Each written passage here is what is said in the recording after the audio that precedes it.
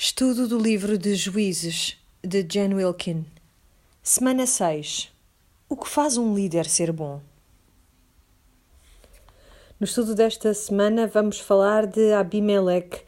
E o Abimeleque não é propriamente uma pessoa que nos deixe muito felizes, muito contentes. Até é um bocadinho depressiva o modo como ele procede e tudo o que acontece na sequência das suas ações. Mas vamos tentar olhar para o texto então e fazer o nosso exercício habitual de discernir entre as diferentes partes para poder entender melhor aquilo que está a ser dito.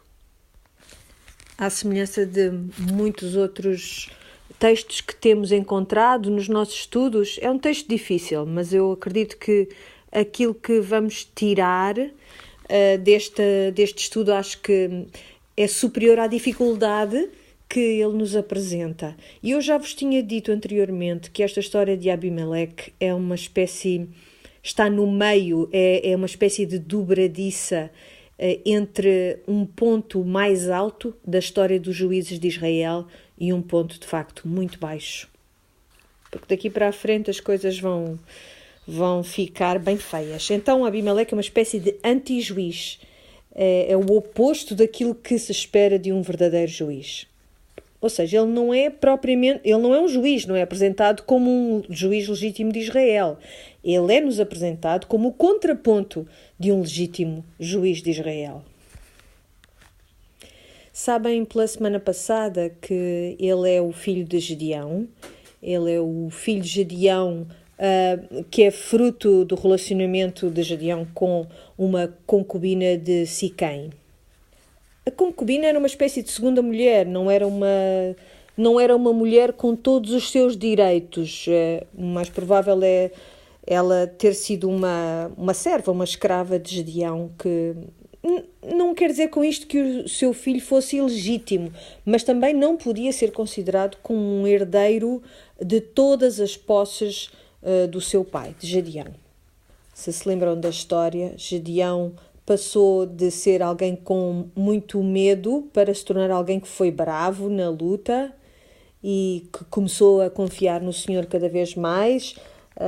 E como o exemplo daquele velo de lã não ter sido o melhor exemplo para se procurar a segurança naquilo que o Senhor diz quando de facto se tratou de um teste a Deus, um sinal que ele pediu a Deus e que não foi um bom exemplo de como podemos mostrar que confiamos no Senhor.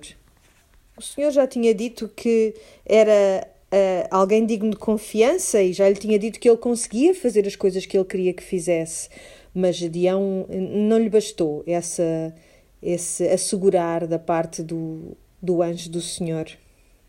Porque de facto o Gedeão era conhecedor do cadastro de Deus, não é? De tudo aquilo que já tinha sido depositado nos primeiros livros daquilo a que chamamos a Bíblia, e isso teria sido ou deveria ter sido suficiente para provar que o Senhor é digno de confiança.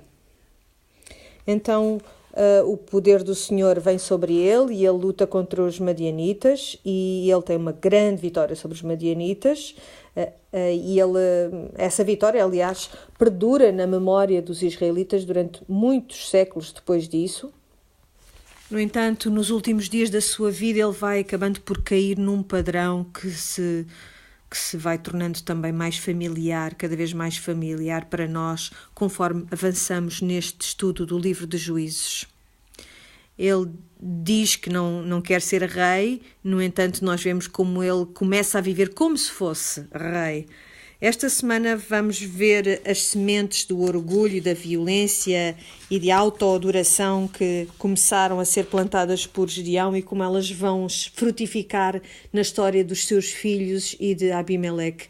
Vemos que no final da vida de Gedeão ele tinha construído aquele éfode, aquela estátua que deveria ser utilizada pelos sacerdotes que transmitia a vontade de Deus para o povo, e ele passou a usar isso na sua pessoa. Portanto, recebeu ou quis receber honras de uma posição que não lhe pertencia. Algo que ele nunca deveria ter feito, de facto. vemos que ele aparentemente teve várias esposas, teve 70 filhos e também a tal concubina de Siquém.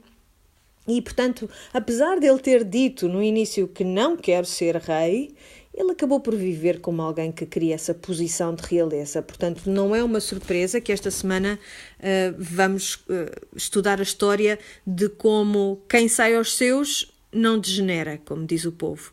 Então vamos olhar para Juízes 9. Vamos percorrer este capítulo e ver o que é que podemos tirar deste capítulo 9. Começando então no versículo 1. E Abimeleque, filho de Jerubaal, foi-se a Siquém, aos irmãos da sua mãe, e falou-lhes e a toda a geração da casa do pai da sua mãe, dizendo: Falai, peço-vos, aos ouvidos de todos os cidadãos de Siquém. Qual é melhor para vós, que 70 homens, todos os filhos de Jerubaal, dominem sobre vós, ou que um homem sobre vós domine? Lembrai-vos também de que sou osso vosso e carne vossa. Então, aqui temos Abimeleque.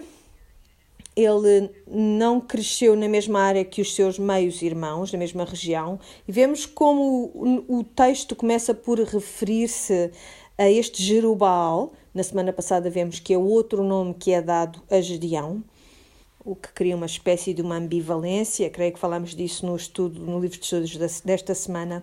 Às vezes o texto refere-se a ele como Gedeão, outras vezes refere-se a ele como Jerubaal. Há outros lugares no Antigo Testamento em que isto acontece. A Jacó é dado o nome de Israel e o texto está constantemente a trocar um nome pelo outro, Jacó, Israel. E esta flutuação tem a ver com este oscilar entre quem ele era e aquele em que o Senhor o tornou. Então é interessante vermos também Abimeleque mencionado neste capítulo como o filho de Jerubbaal. Seria o tal nome que é utilizado para Gedeão, que é o nome com menos associações ao favor de Deus, a quem Deus é.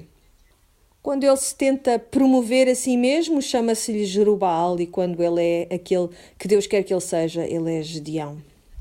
Então Abimeleque, filho de Jerubbaal, foi-se a Siquém, aos irmãos da sua mãe, e falou-lhes e a toda a geração da casa do pai da sua mãe, dizendo: Falai, peço-vos aos ouvidos de todos os cidadãos de Siquém.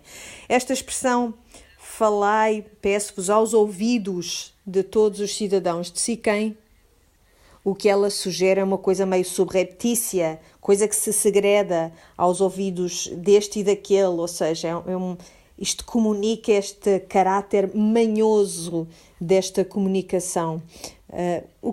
E então ele pergunta-lhes: qual é melhor para vós? E depois apresenta-lhes esta proposta: é melhor que 70 homens, todos os filhos de Jerubbaal, dominem sobre vós, ou que um homem sobre vós domine? Imagina, seria provavelmente muito confuso para o povo ser liderado por 70 homens de uma vez. E, portanto, pareceria uma escolha lógica para evitar essa confusão que houvesse apenas um a governar sobre eles. É uma questão de simplicidade, seria melhor ter só um rei. E também é uma diferença entre o conselho de muitos e o conselho de um, em termos das decisões que têm de ser tomadas, e vamos ver como é que isto tem efeito daqui a pouquinho. E então ele diz: qual é melhor para vós? Que 70 homens, todos os filhos de Jerubbaal, dominem sobre vós, ou que um homem sobre vós domine? Lembrai-vos também de que sou osso vosso e carne vossa. Ele está a dizer: eu sou da vossa família. É o argumento que ele utiliza. E é interessante que ele apela a cada um destes com esta expressão, este verbo lembrai-vos, porque ao longo do livro de Juízes, esta questão da lembrança é uma questão absolutamente crucial, porque há coisas de que o povo se esquece e há coisas de que o povo se lembra. E, portanto, ele está a utilizar esta expressão quando se dirige a esta gente, que se lembrasse desta ligação familiar que existe entre ele e os cidadãos de Siquém. Aquilo que deveríamos ter encontrado no capítulo 9, se estivéssemos a seguir este ciclo de um modo muito cronológico, seria que, depois da morte de Gedeão, os filhos de Israel não se lembraram do Senhor seu Deus. Mas esta história de Abimeleque é uma espécie de um time out, de uma pausa que se faz nesse ciclo para se contar o que aconteceu neste caso específico de Abimeleque. Então vamos ver o que é que acontece a seguir, no versículo 3. Então os irmãos da sua mãe falaram acerca dele perante os ouvidos de todos os cidadãos de Siquém, todas aquelas palavras. E o coração deles se inclinou após de Abimeleque, porque disseram, é nosso irmão. Então os familiares da sua mãe fazem aquilo que ele pede e eles começam a pensar, espera, isto de facto é uma boa ideia, e passam a chamar-lhe irmão. No versículo 4, e deram-lhe 70 peças de prata da casa de Baal-Berit, e com elas alugou Abimeleque uns homens ociosos e levianos que o seguiram. Então, o que é que se está a passar aqui? Como é que a sua campanha foi patrocinada? Como é que ele chega ao poder? Foi a partir deste dinheiro que veio do tesouro deste Baal-Berit, que é um deus cananeu. Foi tirado do templo de Baal da Aliança. E diz que estas 70 peças de prata são-lhe dadas. Porquê 70 peças? Isto quer dizer que, basicamente, o valor de cada um dos seus meios-irmãos é um shekel, é uma peça de prata. Então, é um valor muito baixo para a vida de cada um destes irmãos. E, provavelmente, com este dinheiro, a razão pela qual ele só consegue contratar estes homens de má reputação, gente ociosa, portanto, gente que nem sequer era muito dada ao trabalho, é por isto que ele só consegue estes homens, porque isto, de facto, não era muito dinheiro sequer. Ele acaba por ficar com um grupo de rufias, não é? Uma espécie de gangsters que passam a acompanhá-lo nos seus intentos. Então, quando as pessoas de Siquém passam a chamar-lhe irmão, ou dizem, é nosso irmão, por favor não infiram disto que isto é uma afirmação carinhosa, com algum tipo de amor fraternal. O que isto é, de facto, é um potencial para influência. Esta é a mentalidade um bocadinho da máfia, não é? Eles pensam, eu tenho um relacionamento familiar com ele, eu posso ganhar favor dele também, porque se eu tiver um irmão rei é muito melhor do que 70 homens que vivem se calhar longe de mim e aos quais eu não tenho acesso. Então ele patrocina a sua campanha a partir desta casa de Baal-Berit, e se lembram da semana passada, as pessoas tinham passado a adorar este Baal-Berit imediatamente após a morte de Gedeão. Pensamos que Baal-Berit é o deus da cidade de Siquém. Então, a partir do versículo 5, tem o tal grupo de rufias e diz, e veio à casa do seu pai, Ofra, e matou os seus irmãos, os filhos de Jerubal, 70 homens sobre uma pedra. Porém, Jotam, filho menor de Jerubal, ficou porque se tinha escondido. Então se ajuntaram todos os cidadãos de Siquém e toda a casa de Milo, e foram e levantaram Abimeleque como rei junto ao carvalho alto que está perto de Siquém.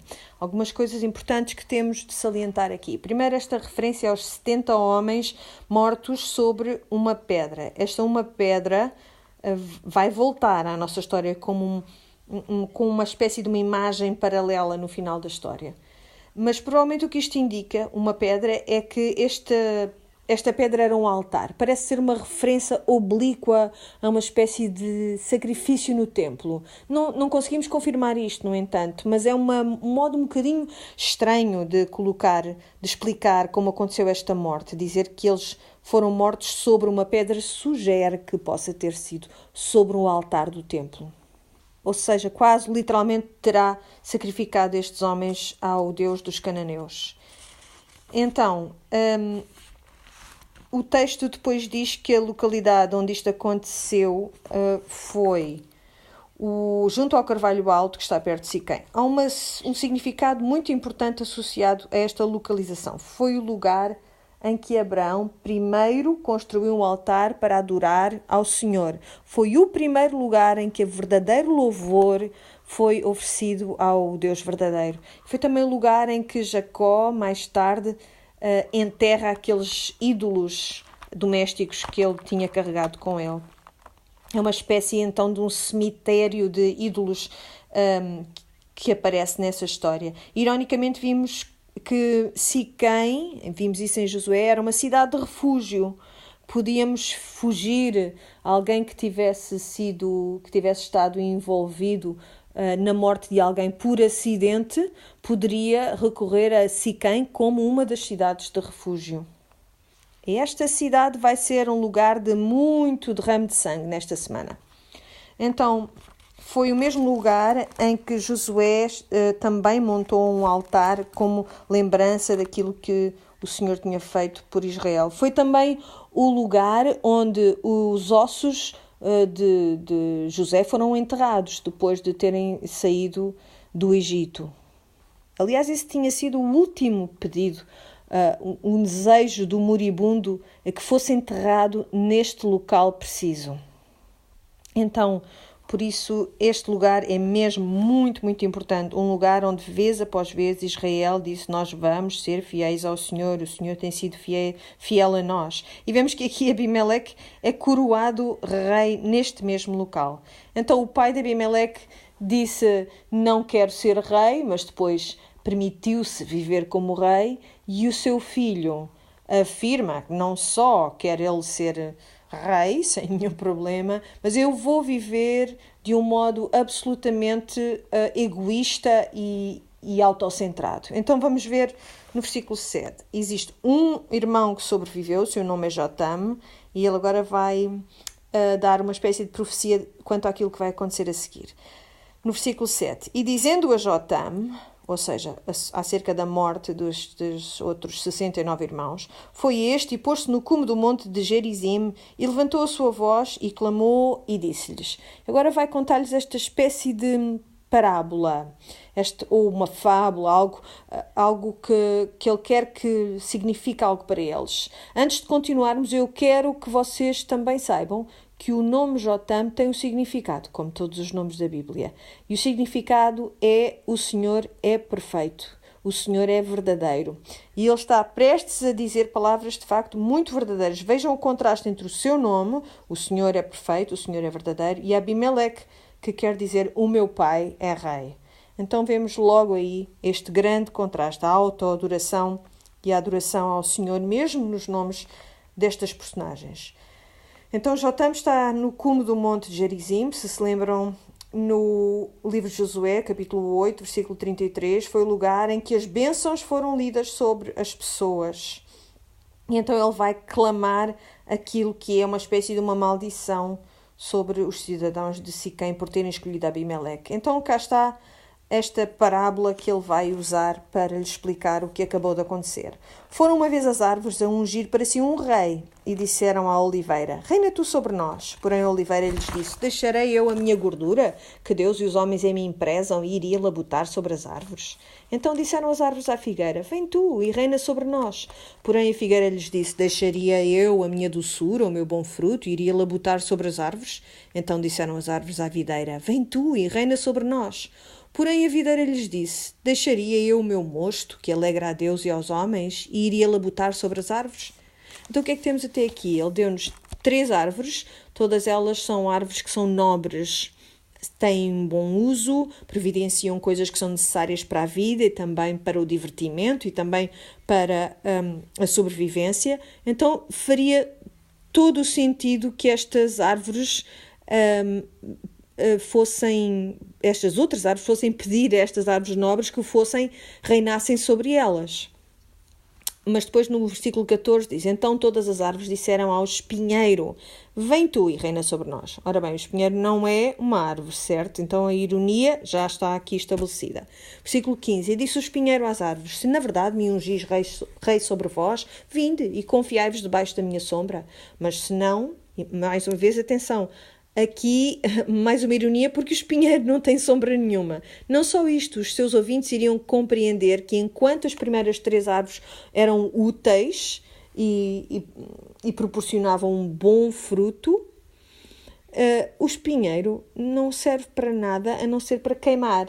Então, logo aí percebemos qual o sentido desta parábola. O espinheiro disse às árvores: se na verdade me ungis rei sobre vós, vinde e confiai-vos debaixo da minha sombra, mas se não, saia fogo do espinheiro que consuma os cedros do Líbano.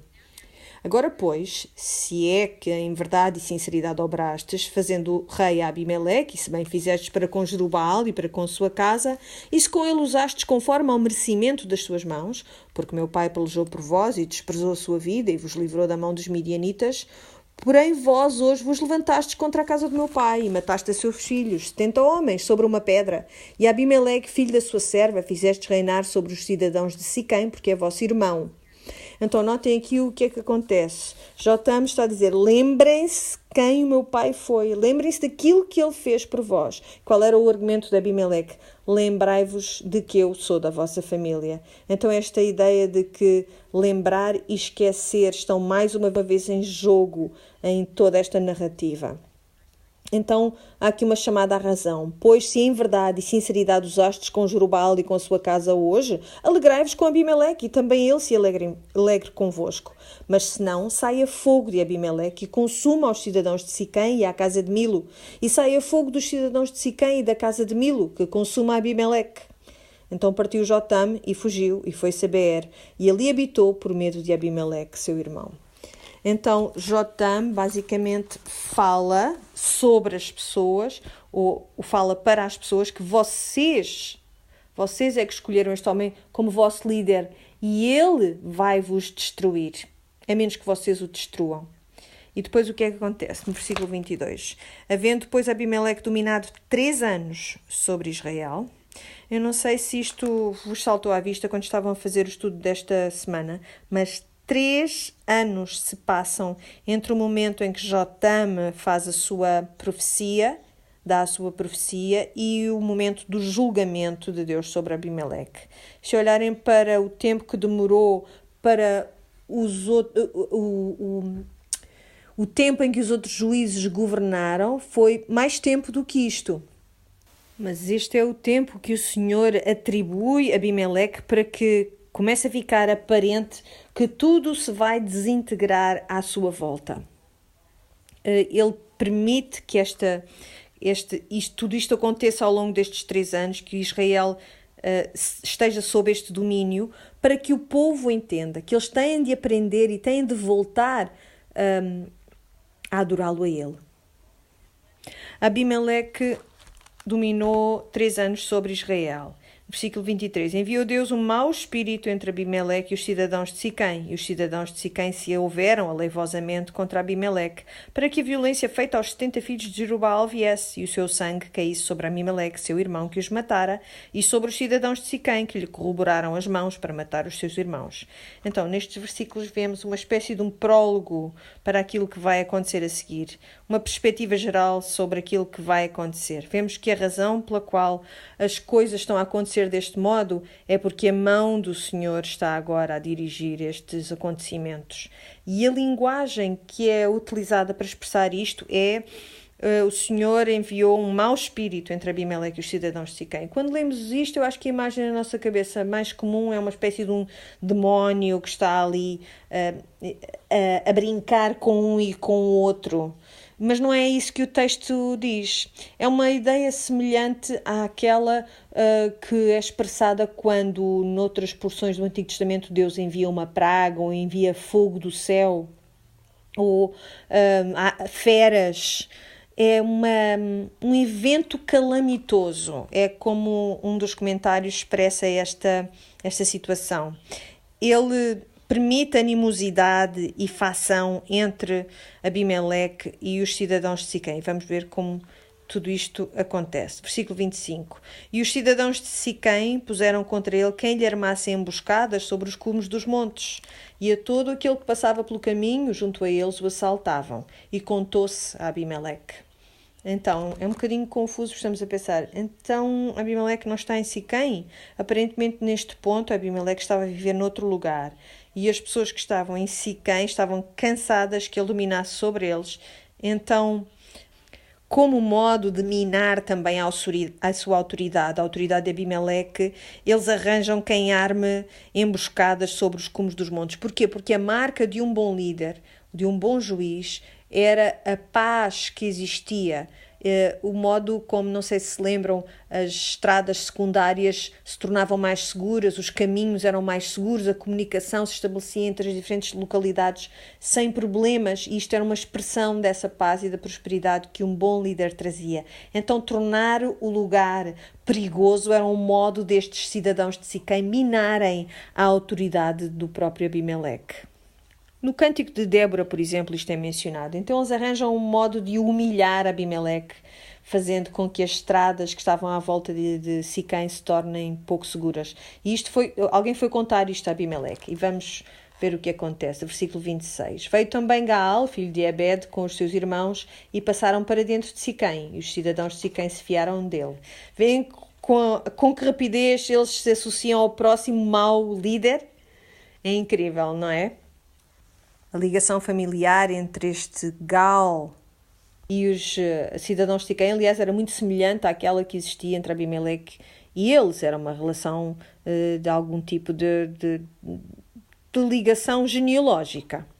O versículo 27 diz: E saíram ao campo e vindimaram as suas vinhas e pisaram as uvas e fizeram canções de louvor e foram à casa do seu Deus e comeram e beberam e amaldiçoaram a Abimeleque. Então, basicamente, a primeira jogada política de Gaal na sua campanha é fazer uma grande festarola, é ter estas festas, ter estas celebrações neste templo deste Deus que eles adoravam.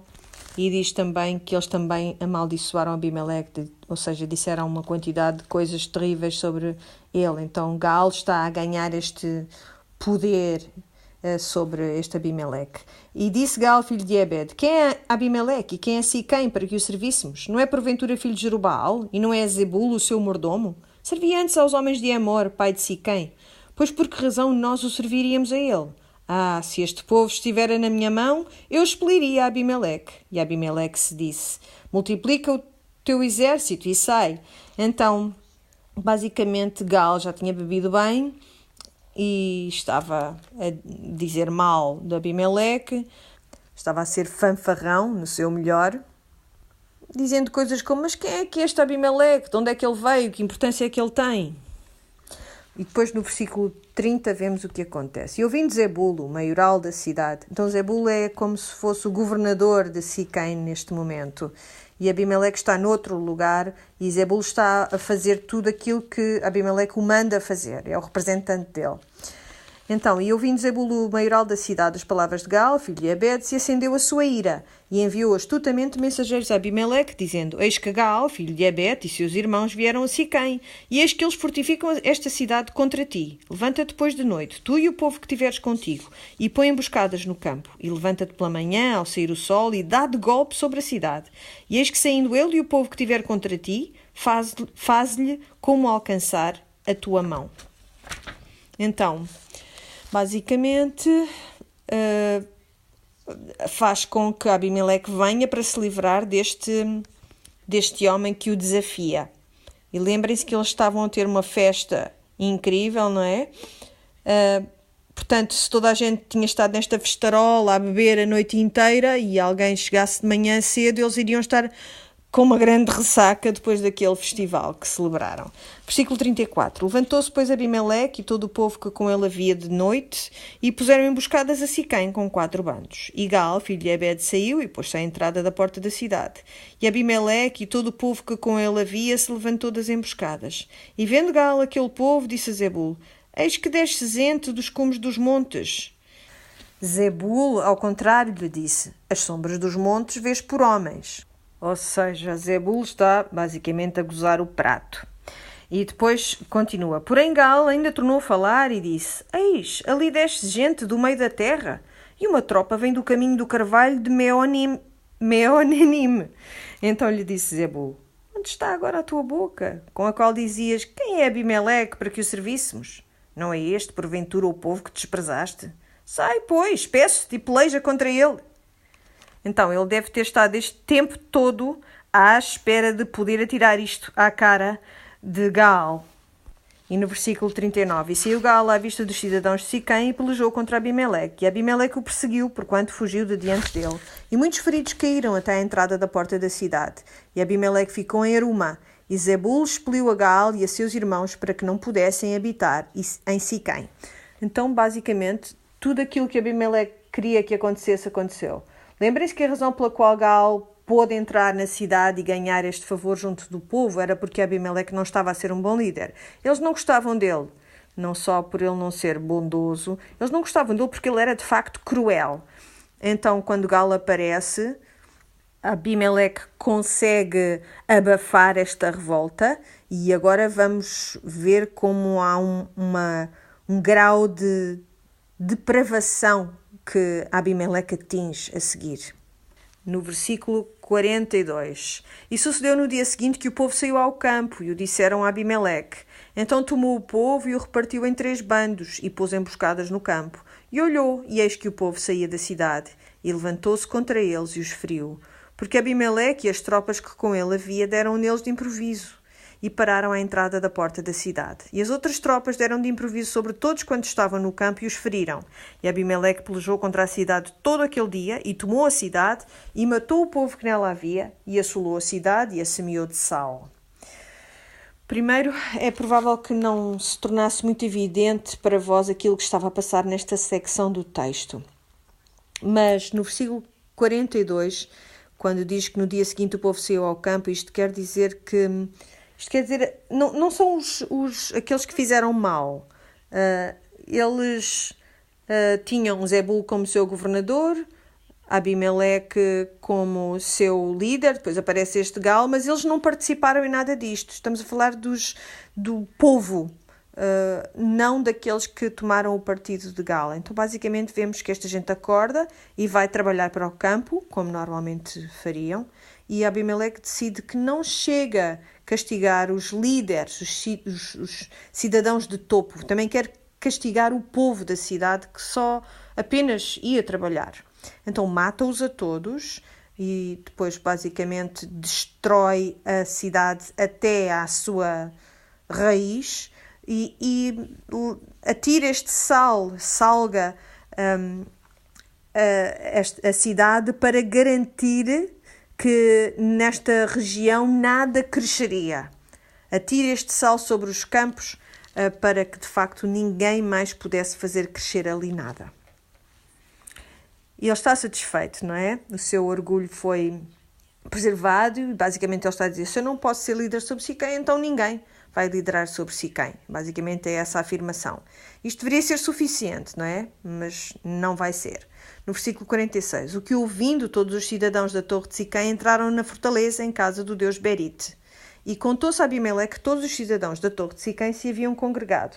Então, refugiaram-se no seu templo, que teria um torreão, teria uma porta forte e, portanto, achavam que estavam em segurança. No 48 diz: subiu, pois, Abimeleque ao monte Salmone, ele e todo o povo que com ele havia. E Abimeleque tomou na sua mão machados e cortou um ramo das árvores e o levantou e pô-lo ao seu ombro e disse ao povo que com ele havia: o que me vistes fazer, apressai-vos a fazê-lo assim como eu.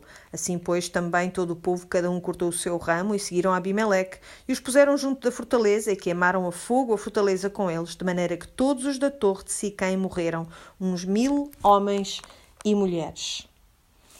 Então vemos este cumprimento deste fogo que sai de Abimeleque e destrói a Siquém. Mas ainda não acabou. Ele decidiu, à semelhança do seu pai Gedeão, que não é suficiente conseguir ou procurar a justiça ao seu modo, mas também quer é vingança. Ele tem que ser absolutamente destrutivo. Então, no versículo 50, ele leva esta destruição até uma cidade satélite de Siquém. Então Abimeleque foi-se a Tebes e sitiou a Tebes e a tomou. Havia, porém, no meio da cidade uma torre forte, e todos os homens e mulheres e todos os cidadãos da cidade se acolheram a ela e fecharam após de si as portas, e subiram ao telhado da torre. E Abimeleque veio até à torre e a combateu, e chegou-se até à porta da torre para a queimar a fogo. Então vemos a mesma imagem repetida. O povo ir fugir para o que considerava um lugar seguro e Abimeleque traz fogo sobre eles. Mas há aqui um paralelo muito gritante. Se estão familiarizados com os salmos e os provérbios, há uma imagem muito familiar que nos é dada em ambos os livros do verdadeiro Deus. O Deus Javé é o Deus que é a torre forte ou o castelo forte.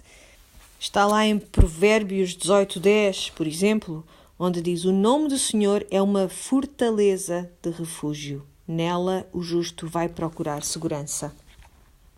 Então a imagem que nos é apresentada aqui em Juízes é da loucura que é. quando nós corremos para fortalezas de refúgio, para castelos que nos parecem fortes, quando só há um lugar seguro para nós, que é o lugar onde está o nosso Senhor Javé. E é interessante, porque em Provérbios 18:10 não diz o Senhor é uma fortaleza de refúgio, diz o nome do Senhor é uma fortaleza de refúgio. Sempre que vemos uma referência ao nome do Senhor, é uma referência à soma total de todos os seus atributos. E, portanto, quando olhamos para, por exemplo, a lista que eu pus na parte final do nosso caderno de estudos e vemos todos os atributos sobre Deus ali elencados, quando nós pensamos em todas aquelas coisas que se unem, que se juntam para o nosso bem-estar, percebemos a imagem, ou deveríamos perceber a imagem na nossa cabeça de um lugar seguro. E aqui está retratada a loucura que é procurar segurança em qualquer outro lado, em qualquer outro nome. Então Abimeleque planeia fazer a mesma coisa a esta segunda torre. Mas diz aqui no 53, porém uma mulher lançou um pedaço de uma mó sobre a cabeça de Abimeleque e quebrou-lhe o crânio. O quê? Espera lá, de onde é que isto veio? De repente aparece aqui uma mulher, aparece do nada, com força sobre-humana, porque uma mó pesa se calhar uns 100 quilos e consegue atirar isto por cima do bordo da torre e atingir a cabeça de Abimeleque. E diz que lhe quebrou o crânio. Então tem uma ferida gigantesca na cabeça. E o que é que Abimeleque pensa? O que é que ele quer fazer? Mandar recado à mulher, a dizer que a ama, digam aos meus filhos que eu espero ter sido um bom pai. Não, o que é que ele diz? Então chamou logo ao moço que levava as suas armas e disse-lhe, desembainha a tua espada e mata-me, para que se não diga de mim uma mulher o matou. Ora bem, vimos isto na história de Jael, por causa da cultura da altura, como as mulheres eram vistas, não havia uma indignidade maior do que morrer às mãos de uma mulher. E por isso, em vez de sofrer aquilo que ele considerava uma morte ignóbil, a mais ignóbil de todas, ele pede ao seu escudeiro que o mate, para que ninguém possa dizer que foi uma mulher que terminou com a sua vida. E por isso estas são as suas últimas palavras. Com o seu último fôlego, ele ainda está preocupado com a sua própria reputação. Assim como durante a vida, é na morte. Ele está preocupado em autopromover-se. E eu acho que isto é uma coisa muito interessante para nós contemplarmos, porque um dia eu e tu vamos também proferir as nossas últimas palavras. E é pouco provável que nesse último dia em que falemos as últimas palavras, que elas sejam palavras que nós nunca dissemos antes. É mais provável que sejam palavras que caracterizam o modo como nós vivemos a nossa vida. Eu acho isto... foi um momento muito sóbrio para mim perceber isto. No nosso momento final, quando já se esgotaram as reservas, quando se baixaram as defesas, o que é que sai da abundância do teu coração e que a tua boca vai falar? Eu digo sempre ao meu marido, é quase uma brincadeira, mas não é bem. Quando eu vou de viagem e tenho de ir de avião, à descolagem eu penso sempre, bem, se isto não correr bem, eu já lhe disse, eu demoro tanto tempo a mandar uma mensagem que eu acho que devia manter uma mensagem nos meus rascunhos, pronta a ser enviada, caso aconteça alguma coisa ao avião e eu tenha que vos dizer que o avião vai cair e que provavelmente não os vou voltar a ver, pensar naquilo que vou dizer, as minhas últimas palavras à minha família, se o avião for a cair. E ele é muito querido, porque ele disse-me, eu sei o que é que tu dirias nessa situação, e eu espero que isso seja verdade, que as minhas últimas palavras sejam palavras que eu já terei falado antes à minha família, que não sejam palavras que saem pela primeira vez da minha boca. Eu vejo isto também nesta história. As nossas últimas palavras, muito provavelmente, serão as palavras que mais falam a verdade daquilo que foi o nosso testemunho. Eu quero que as minhas palavras finais sejam palavras de amor às pessoas que passaram a sua vida comigo, que sejam palavras de louvor ao nosso Pai Celestial, palavras que traduzam um coração que, quando as suas defesas estão em baixo e quando o momento final chega, que possa falar palavras de amor profundo e de adoração completa ao nosso Deus, e que eu nunca me esqueça disto, do modo que Abimeleque se esqueceu. Portanto, assim como na morte, assim como na vida ele é na morte, sempre preocupado com a sua própria reputação. Versículo 55 diz: vendo, pois, os homens de Israel que já Abimeleque era morto, foram-se cada um para o seu lugar. Então, basicamente, não havia mais nada a fazer, não é? Já não têm mais nenhum ímpeto para a luta depois disto. Assim Deus fez tornar sobre Abimeleque o mal que tinha feito a seu pai, matando a seus 70 irmãos. E como também todo o mal dos homens de Siquém fez tornar sobre a cabeça deles. E a maldição de Jotamo, filho de Jerubbaal, veio sobre eles. É interessante ver aqui que, embora neste capítulo tenha havido pouca menção a Deus, ele apareceu no início da narrativa e aparece de novo no fim, mas no meio, no entretanto, vemos esta espiral descendente em que Abimeleque está a lutar contra as pessoas e as pessoas estão a lutar contra Abimeleque. E depois temos este final que nos diz que, enquanto tudo isto estava a acontecer, era Deus que estava por trás de tudo isto, a liderar estes eventos. Talvez tenham reparado que havia referência a duas pedras. A pedra sobre a qual foram mortos os 69 irmãos, e depois havia a pedra que matou Abimeleque. E talvez tenham reparado também que havia duas mulheres que representaram um papel significativo nesta história. A mulher que deu vida a Abimeleque e a mulher que deu morte a Abimeleque. Por isso, este é um paralelo, não é? Muito bem pensado, muito bem arquitetado, uma técnica muito bem urdida para contar esta história. Estruturada para nos ajudar a seguir a progressão da desgraça de Abimeleque e a justiça que é trazida sobre ele. Graças a Deus, Abimeleque não é a última palavra de Deus para o seu povo. E esta semana o texto termina numa nota um bocadinho mais alegre. Se lermos no capítulo 10, ouvimos falar em dois juízes minoritários, vamos dizer, menores, dois juízes menores, que são Tola e Jair.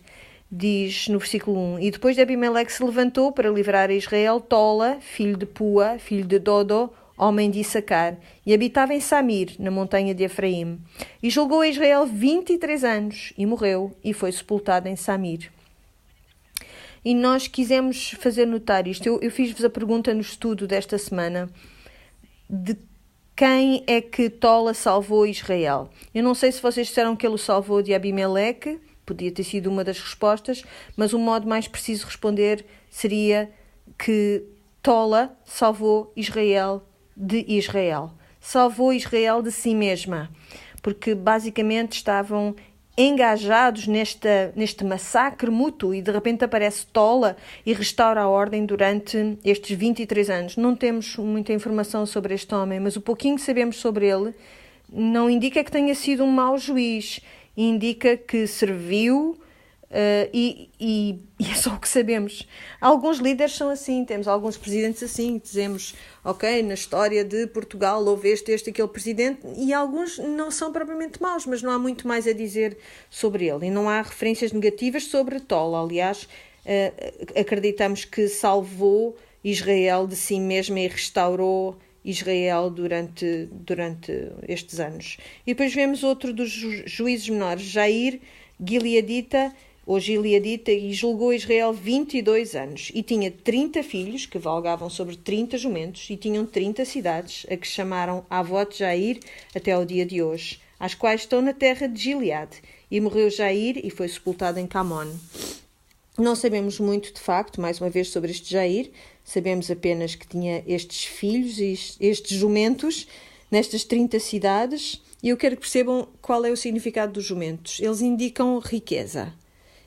Os ricos andavam de jumento, e é algo interessante para nós pensarmos, porque de facto dá-nos uma indicação de que Jair estava já a entrar nesse padrão que foi começado por Gedeão, e que é estabelecido nos juízes que vêm depois dele, que é uma apreciação pela boa vida. 30 filhos, provavelmente teve mais do que uma esposa, não é?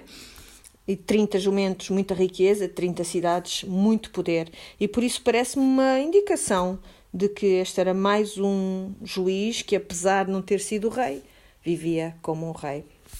O que é que nós devemos tirar desta narrativa, desta história que acaba por ser o centro do livro de Juízes, esta tal ponto intermédio, esta dobradiça entre bons líderes e maus líderes? O que é que nós devemos tirar da história de Abimeleque?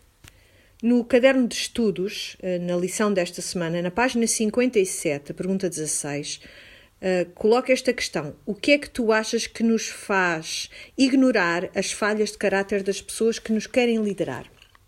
Isto é uma prática perigosa ou uma prática necessária?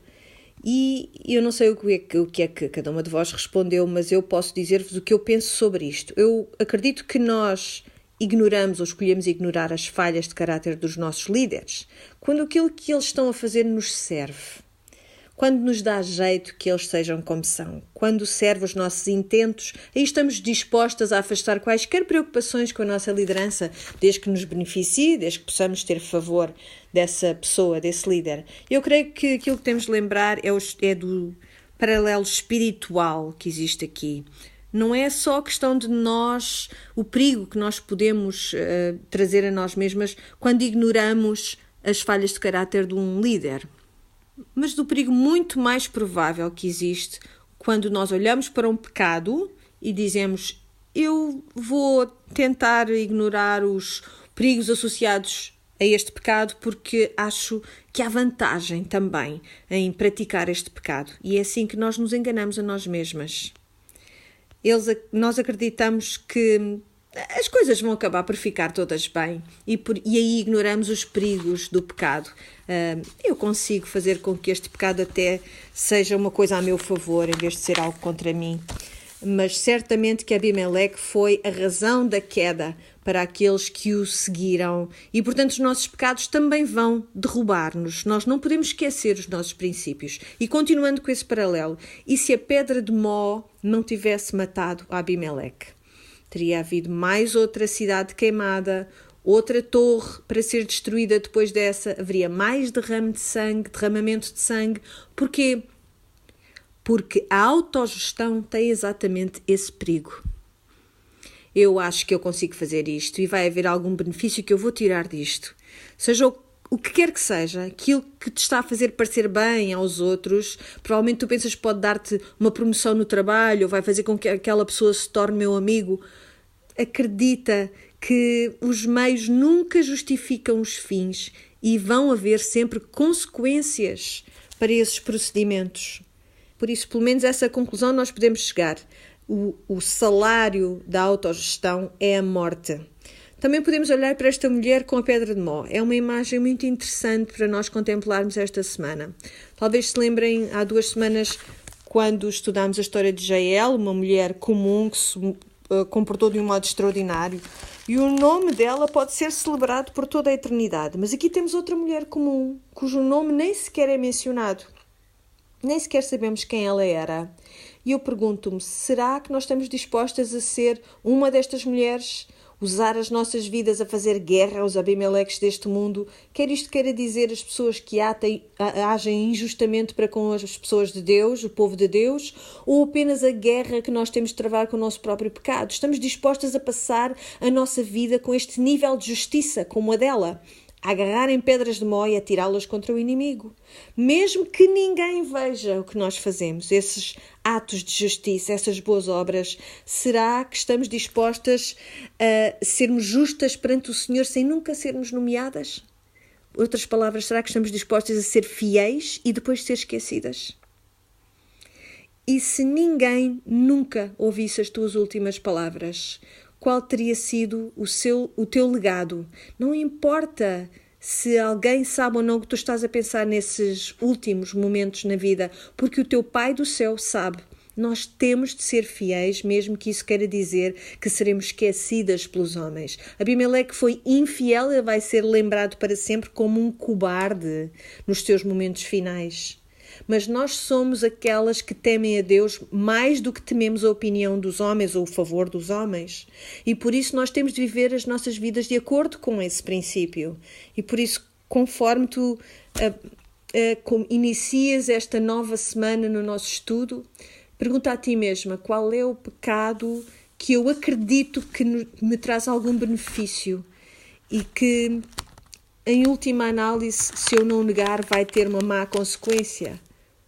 E pensa também, como é que eu posso servir ao Senhor sem a preocupação de ser lembrada pelo meu nome?